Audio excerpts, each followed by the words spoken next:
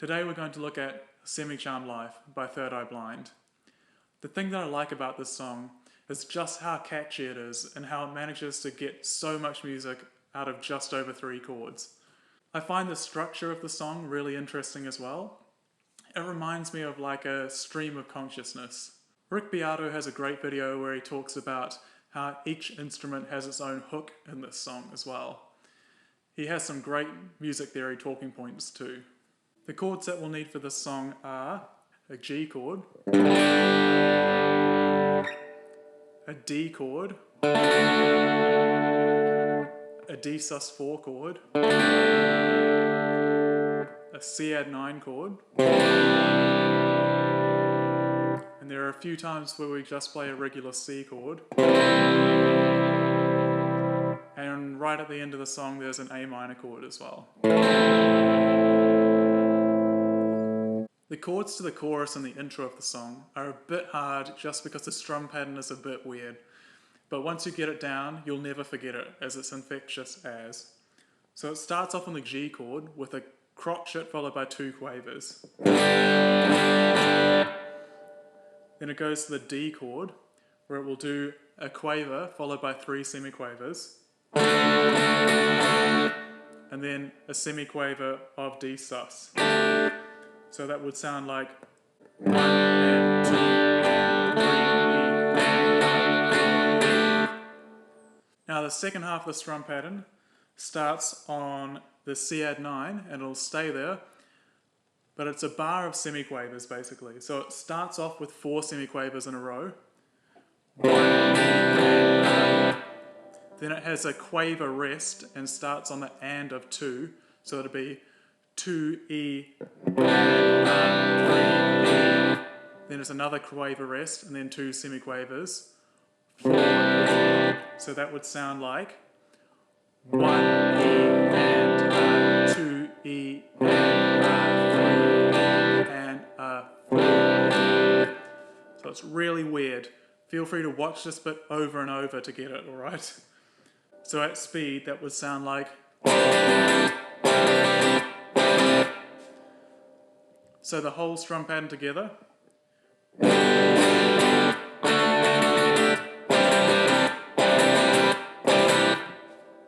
Counting out the whole progression would sound like 1 and 2 and 3 and 1 and 2E and 4 and In the intro, there's this neat little guitar lick on the last beat of the chord progression, which goes like this, quaver followed by 2 semiquavers. So in context, that would be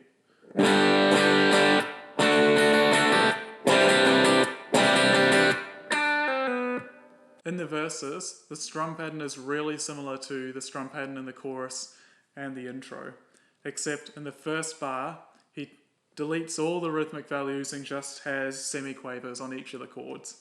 So it would sound like 1E and a 2E and a 3E and a 4E and a. So in context that would be.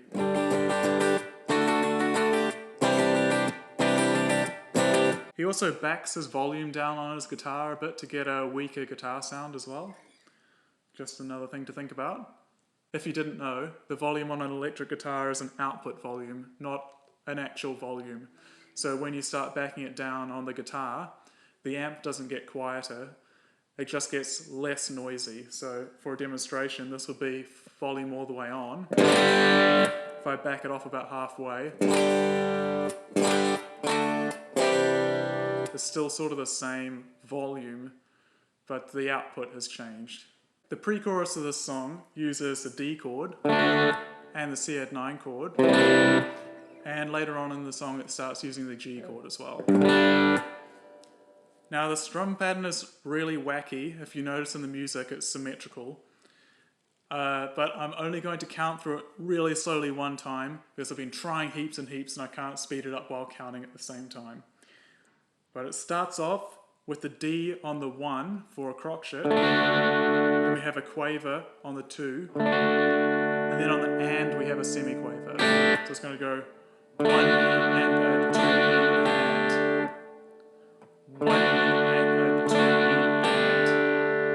we go on the of the 2 on the C add 9 chord.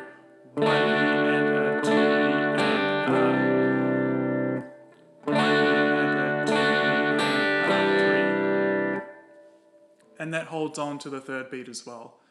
And then we pick up with another semiquaver on the E of the 3, where we play the C again. 1 E and a 2 and a 3 E. And then we have quaver crotchet again. 1 E and a 2 E and a 3 E and a 4 E and a. So at speed, this sounds like.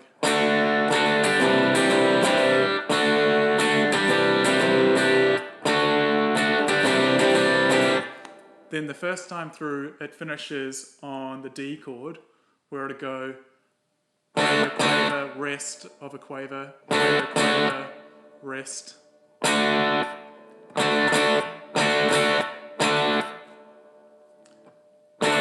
2, 3, and 4, and.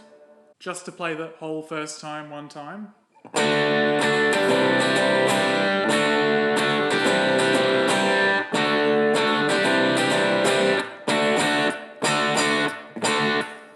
Now later on in the song it starts incorporating some different endings and turnarounds. So one of the first endings is just 4 crotchets on G.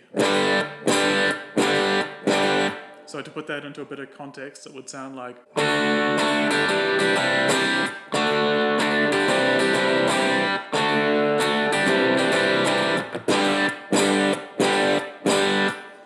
And then one other time it just finishes on the G. Now, as I was saying earlier, this song has a stream of consciousness kind of structure. So there are a few bridge sections that kind of tie it together. Let's have a look at the first of those. So it starts off needing the G chord, the D chord, and this is where the C chord comes up. So we just arpeggiating the chords basically. So we go G, G, G, D, and over to the D chord. Then the C chord, we're going to hit specifically the C, G, E, G, C, E. So it would sound like.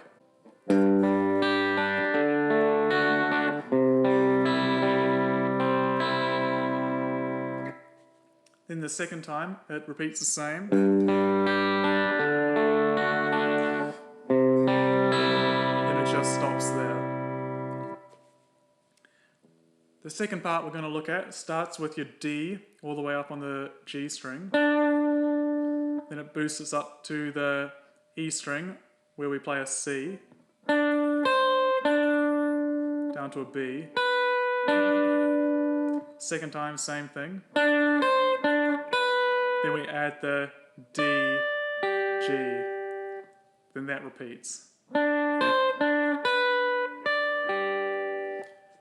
Now the last bit here follows the snare drum, the rhythm. I'm going to play it slowly, but I'm not going to break it down, otherwise I'll be here all afternoon.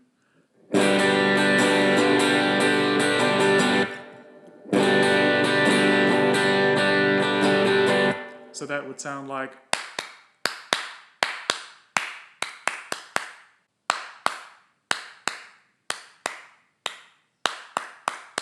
And then the last part starts on the C on the G string, then a D to a G. Steps down to the B. Now we've got like a A minor triad here with the A, C, A. So it's 7th fret, 5th fret, 5th fret. That sounds like. Then we have this neat lick here, starting on the A on the 10th fret of the B string, and it slides up to the B on the 12th, and then back again. Then the G on the 8th fret. Whole thing together.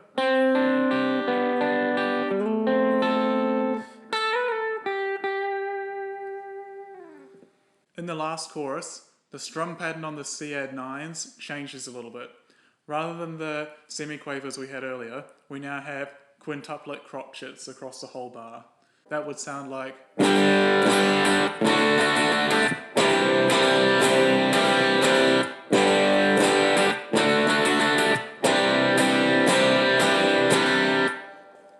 might be worth doing some practice on quintuplets.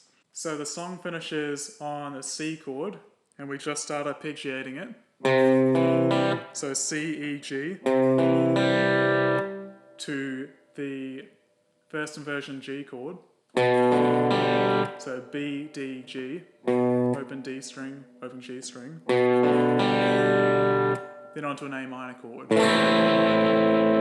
It sounds pretty familiar, doesn't it? Does that sound like...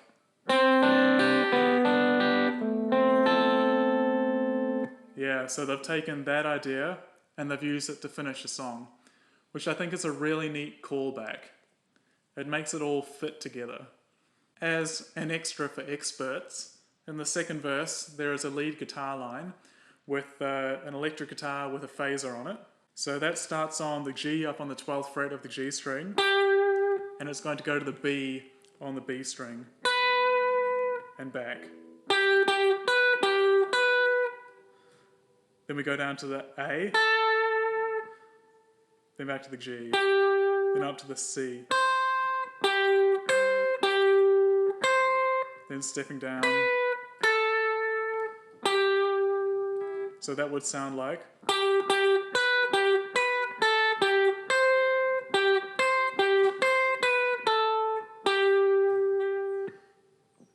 Then we go G, down to the A, G, A, G, E, G. So that whole first part again.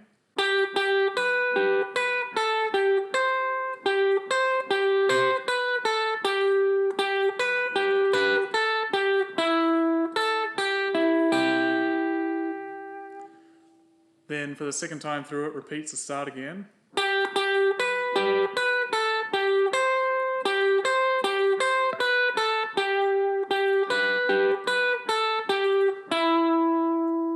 This is where it changes.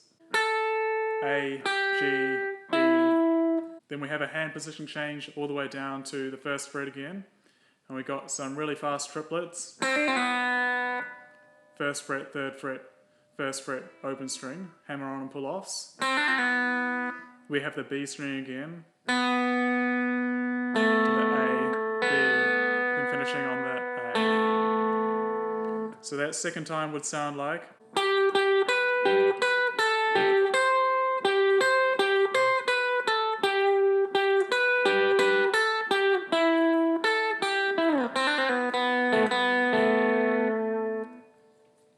That last bit is so buried in the mix, I'm not 100% sure if that's how it goes, but that's what I think. If you found this video useful, consider subscribing to keep up to date with the latest releases. There's also a backlog of other videos which you could check out as well. If you wanted to see some videos of myself performing, there should be a link somewhere around my head.